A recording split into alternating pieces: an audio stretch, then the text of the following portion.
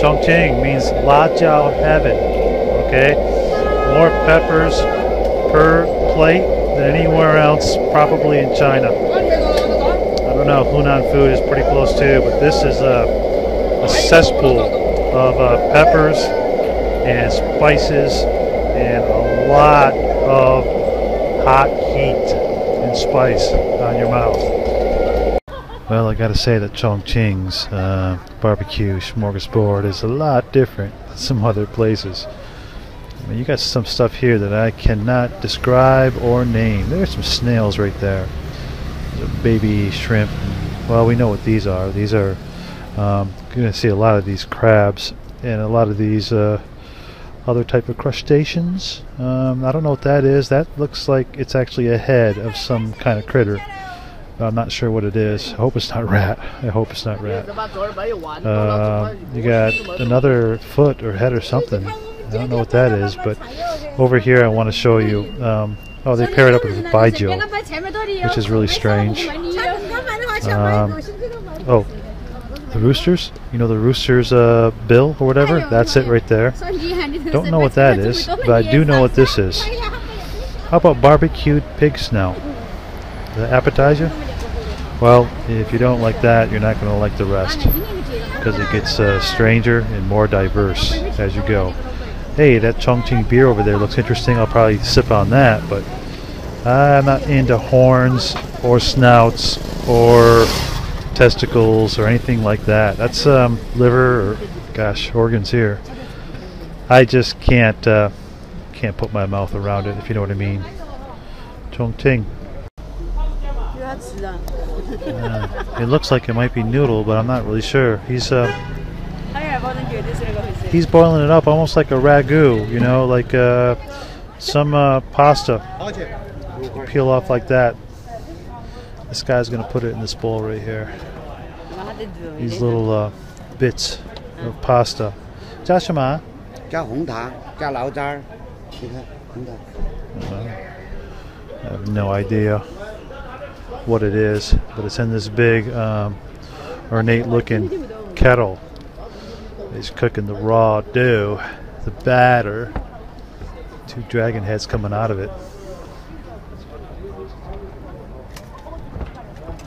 Maybe I should try some, see what happens. It's actually pretty good. It's doughy. The sauce that he pours on there is a little bit syrupy, maple syrup flavored, and a little bit of garlic thrown in there. So it's sweet and garlicky at the same time, so it's really unique flavor. I just got to find out exactly what this is, because my Chinese reading abilities are not so great. Corn. How about corn slow roasted on a spliff with mayonnaise or la jiao, sesame? Who knows? The possibilities are endless in China. I'm almost expecting her to put some meat on those things and wrap them up in bacon. Okay, in Wuhan you can get it for 4 RMB because it's tradition there. But here in Chongqing you can get it for 6. There are 12 ingredients to put in with these noodles. The noodles can be rice noodles, or they can be flour noodles, or they can be any kind of noodles, but every city's different. They use a different noodle, a variation on the hot dry. Hot and dry, okay? Some places are even sweet in China, but there they are. Here's all the powders, all the peanuts, the sesame oil, the onions, the shallots, the herbs, everything is all here. And that goes into the big noodle bowl that fills you up. Right there it is, 6 RMB. 一点点. There goes the big old la jiao. Can't forget about your greens either. Some parsley in there. Get some shallots, get some onions, whatever you want. 12 ingredients in that thing. Let's go. I'll tell you, that's hot. That's real hot. That's the lowest setting for the la jiao. It's much hotter than Wuhan noodles, but similar. And wow, for less than $1 US, you have it your way. choose from several different types of noodle or rice and several different types of seasonings. Meat, mushrooms, vegetables, peanuts, fresh garlic, sesame sauce, soy sauce, so on and so on. Possibilities are endless, and you can get it to go in a bowl like that, enough to fill you up for lunch, and you're looking at about $1 US. That's between 6 and 8 yuan, depending if you got meat or no meat. Well, when you talk about Chongqing eats, you got to talk about spicy hot hotguo. And this is the spiciest in China. Look at that. Full of peppers. The sauce is so red and cloudy you can't even see the food in it. In addition to that, they also put extra sauce and garlic in the bowls. So what you're looking at there is just a spicy garlicky treat that not many people from the Western world can handle because it's just too hot and spicy. Got the dark red hue, the spice ready to be added with noodles, sesame and other spices. Noodles are going to go in, but that right there is the base for almost all of Chongqing foods. Once you get this right, with all these spices and sauces and oils, anything else you add to it is probably going to be a winner. Different spin on it. First she's going to roll up the dough and actually make my noodles from scratch. And then it's going to go through the ringer of 12 different ingredients and seasonings until that dish of noodles is raging hot. And there you have it. More of the hair of the dog that killed me. Let's see how it goes down tonight. Oh, that's great. It's even better if you get the wide noodles.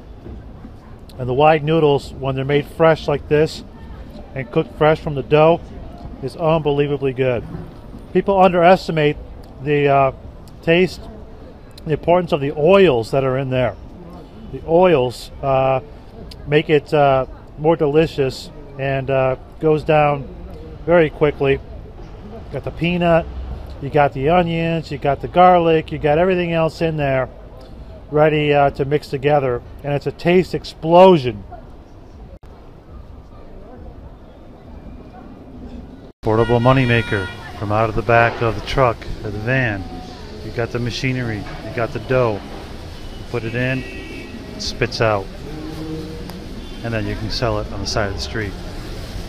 Any street, any city, anywhere you can go, it's bam, bam, bam, instant business. And the police down there, walking, he has no intentions of stopping him because he's not doing anything wrong. He's just trying to make some money. And you can do that in China. However, most likely in your country, you would need a permit to be able to feed your family. You ever remember the Rice Krispie treats you had as a kid? Well, this Chongqing delicacy is similar to that, only you've got different types. I'm going to try, the basic type with peanuts and a little bit of walnuts in it.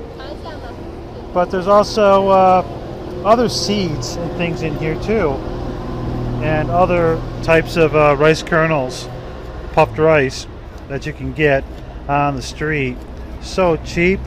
It's just lacking a little bit of the marshmallow that I really love from Rice Krispies treats. That's a different play on tofu. This is a wet tofu in a cake, coupled with garlic, lajiao, chives, and of course some sea salt. So it's different. Dosa jian. Okay, 5 RMB gives you a dish of it, and it's unique enough that it's probably worth it. Less than $1, and you'll never find anything like this anywhere else in the world, and it's prepared right here. And of course you've got the restaurant on a stick. Long stick of bamboo, 2 ropes, and a couple pots, and you're instantly transportable with your hot noodles and all the fixins. Portable. on the street, the vendor. Petrified eggs right here. Like I said, they'll take an egg and they'll bury it. And the skunkier and funkier it gets, the more taste. And some people really like that. But this is just like a store, a convenience store. They got them in the back. Who knows how long these things have been buried. But it's not really for my palate, if you know what I mean. And here's the retail box for them. That's 68 RMB for the whole case. And they're not as fresh as the ones I showed you in the basket right there, but they are definitely old either way. And then here's some pigeon eggs that they love to eat in Chongqing. Spicy more so than others, but sometimes you can get different flavors of them. But this right here is going to be medium spice, and they're not aged, they're just vacuum packed. So I would take these over these if I had a choice. You can't talk about Chongqing food unless you talk about Kung Pao chicken, Kung Pao Ji Ding. And the original Kung Pao chicken in Chongqing is supposed to have 8 ingredients. What you're looking at here has those 8 ingredients, but it's not particularly good. It's really good when it's a little bit caramelized, and that's the way you get it. If you put more starch in it and you burn it with the oils, and it gets a little bit sticky and the consistency is a little bit caramely and syrupy, that's when it's really outstanding. This is just so-so, not too good, not too bad, middle of the road. Sometimes in some parts of China they'll make it with lima beans and other ingredients like tofu, but the original is just 8 ingredients. It's killer. Most foreigners love it. That's why back in the West, most foreigners order Kung Pao chicken as one of the most ordered Chinese dishes in the world for takeout. That being said, I'm going to try this with a dish of rice, which is how it's supposed to be eaten. And a side note here, a lot of the pizza places in China, Domino's, Pizza Hut, Papa John's, they have Kung Pao chicken pizza because it caters to both needs. The foreigners need to gravitate towards Kung Pao chicken, and then also Chinese eat it too because it's part of their staple set of diet.